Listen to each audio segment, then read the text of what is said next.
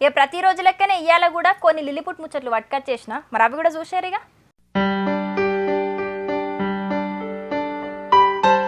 ఓర్ని కథ సల్లగుండా కిన్నెర మొగులయ్యకు ఎంత కట్టం వచ్చిందో చూడుండ్రి.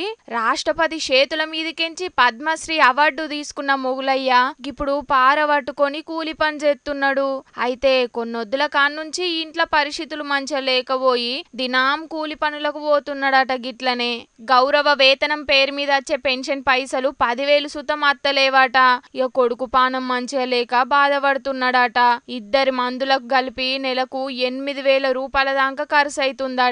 గందుకే పరిస్థితులన్నీ మంచిగా లేకపోయి హైదరాబాద్ లో దినాం కూలి పనులు చేసుకుంటున్నాడట. గిట్లా అగో పద్మశ్రీ అవార్డు గెలిచినాక గప్పటి సీఎం కేసీఆర్ సారు 1 కోటి రూపాయలు ఇల్లిత్తమని ప్రకటించిండు. గట్లనే భీమ్లా నాయక్ సినిమాలో ఒక పాటకు ట్యూన్ చేసినందుకు పవన్ కళ్యాణ్ సారు సుతం ఆర్థిక సాయం చేసిండు. మరి గవన్ని పైసలను ఏం చేసిండోనని అనబట్టిండ్రు కొందరికి ముచ్చట ఎరకైనోళ్ళు.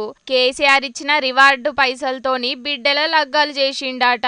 ఇక ఆ పైసలతోని పట్నం శివారులా ఇంత జాగ కొనుక్కున్నాడట.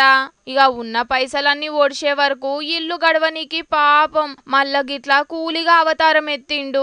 ఇక ముచ్చట ఎరకైన మాజీ మంత్రి కేటీఆర్ సారు మొగులయ్య కుటుంబానికి అండగా ఉంటా, వ్యక్తిగతంగా ఆళ్లను ఆదుకుంటానని సుతం చెప్పుకొచ్చిండు. కానీ పద్మశ్రీ అవార్డు అందుకొని అందరి చేత శబాష్ అనిపించుకున్న మొగులయ్య మళ్ళా గిట్లా పారబట్టి కూలి పని చేస్తుండే వరకు చూసినోళ్ళందరూ మస్తు షాక్ అవుతున్నారు.